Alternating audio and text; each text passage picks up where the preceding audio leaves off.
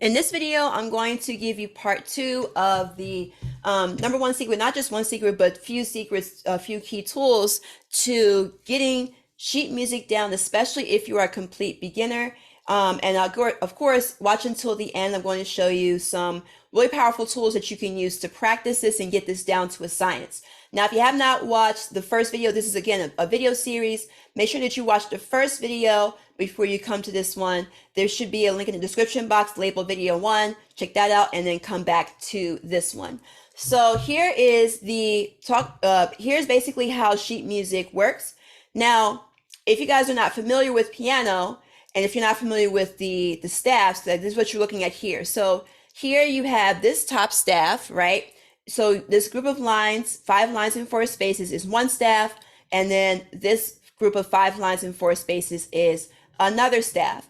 And this guy you've probably seen a bunch of times. This is a treble clef, and this guy down here is called the bass clef. I'll get into why they're called the treble and bass clef in a second. So depending on the instrument that you're using and the range of notes that that instrument works with, you may have some instruments that only have to use the treble clef. Some of them only use the bass clef. And the way that this works is that each of the lines and spaces are assigned a particular note. So when a note falls on that line or space, that note is assigned to a particular key on the piano. So if you see a note fall on a specific line or space, you have to play the corresponding key. So I'll get into that in a second. Now with the piano, because the piano generally has 88 keys, which is an extremely wide range of notes, what you have to do is now the piano is basically broken up into two staves, right? Well, staves is the plural version of staff, but here's how it works. So the treble clef staff generally has the higher notes on the piano. The bass clef staff generally is assigned to the lower notes on the piano. So the higher notes are to the right, lower notes are to the left. So the way this works is because if you were to place your hands on the piano, the right hand is normally closer to the higher notes. The left hand is generally closer to the lower notes. So what that means is if you see the notes on the top staff, which are the higher notes for the most part, the right hand plays the notes that are on this staff. If you see the notes that are on this staff, that means it's the left hand that plays the notes on the staff, which in most cases, again, are going to be the lower notes on the piano.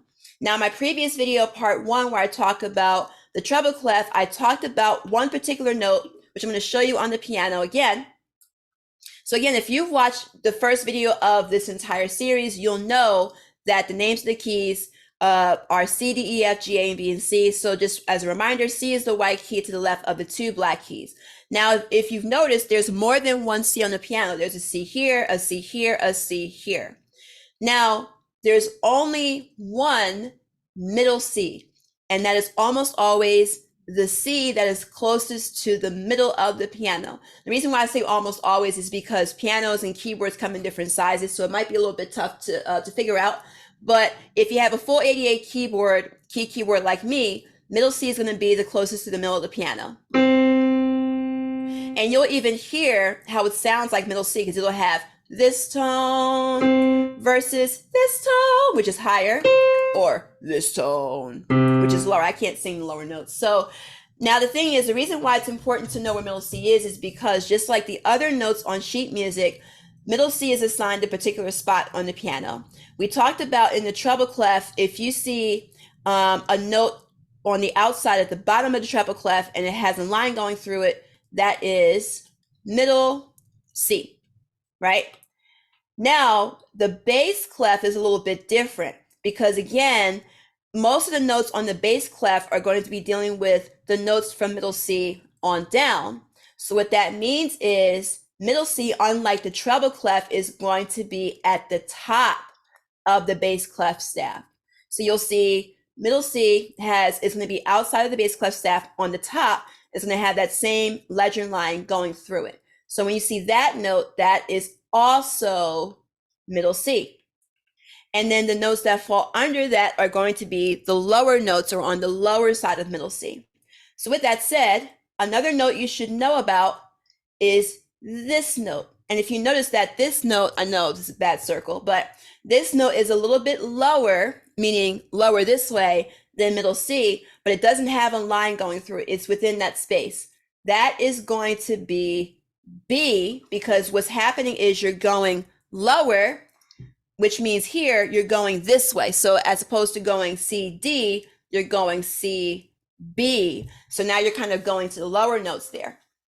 Now there's a bunch of other notes you need to know about the bass clef, which I'm gonna get into in just a second. Before I get into that, if you're looking for hands-on virtual group training, I do have a coaching program available. In the description box, there is a free 7-day access to my coaching intro series. If you wanna look into that, feel free to check that out. So back to this. Now, there are the other notes you have to know on the bass clef. As I mentioned before, the notes are assigned on either the lines or the spaces. So here, we have, I'm going to give you the names of the notes. And again, these are lower notes. So the note that falls on this line, again, this is for the bass clef, is G. The note that falls on this line is B. The note that falls on this line is D. The one that falls on this line is F. And the one that falls on this line is A. In order to remember that, there's a famous sentence, good boys do fine always. So how does this work? If I see a note that falls on this line, how do I figure out that note? I can use my good boys do fine always system, where I start at the bottom and go good boys do fine, and that's how I know it's F. So that is how the sentencing system there can help you. Now, the notes that fall within the spaces, just like this, that is a bit of a different sentence. So the spaces, the notes go A, this space is C, this space is E, and this space is G. So unfortunately, there's no way, there's no word, just like the treble clef, it spells out the word face. So we have to use an actual sentence here, which is all cows eat grass. So what does that mean? Let's say if I have a note that falls within this space and I need to figure out what that note is. If it falls in this space, I use the all cows eat grass sentence, and I go all cows eat. And that's how I know that this note here is E. I want to show you a really important resource. Now, one is you can go on a website called musictheory.net, and on there, there's a ton of free exercises on helping you name these keys. But there's another way to learn this, and it's the same developers. They developed this app called Tenuto, which is Tenuto. This is an app you can download on your phone, on your iPad. I think there's like a one-time fee of like $3 or $4, but I'm telling you, it's so worth it. And I'm gonna show you what that app is right now. So if you go into Tenuto, and you'll see this menu pop up. I'm gonna bring this a little bit closer. Now here, the very first one says note identification. You're going to tap that. This is what's going to help you practice these notes. So the first thing you're going to do is go into the settings bar. I'm going to call this out because I know it's a little bit blurry here because of it being an iPad. Now here, you're going to go to this top option here where it says clefs. If you want to practice the bass clef, you're going to uncheck the treble clef if it's been checked off and only check the bass clef. Then you go back, and then you see where it says bass range. Make sure that the top note is at the C, the middle C line, and that the bottom note is on that first long line there, which is G. And also make sure that the accidentals are turned off, because we haven't gone over the accidentals. And what this does is if you go back to the main screen, you'll see where it changes to the bass clef, and it'll give you notes to practice. So here we already know that this is D because good boys do. So if you press the right note, it will give you another note to practice, and you can just keep doing this as much as you want. So, and then as you can see here, it gives you the notes for the spaces as well. So all cows eat grass. So you can just keep doing this. If you do this maybe like 5 minutes a day for a few days, you'll get this down to a science. In the next video, I'm going to talk about the basics of rhythm. Now, if you watch this video after that video has been posted, I'm going to put it here in the end screen. If you want to go into the rhythm video, if it's already available, it'll be here on the end screen. So if you have any questions, feel free to put them in the comments section. If you like my content, feel free to subscribe and turn the notification on, and I look forward to seeing you in the next video.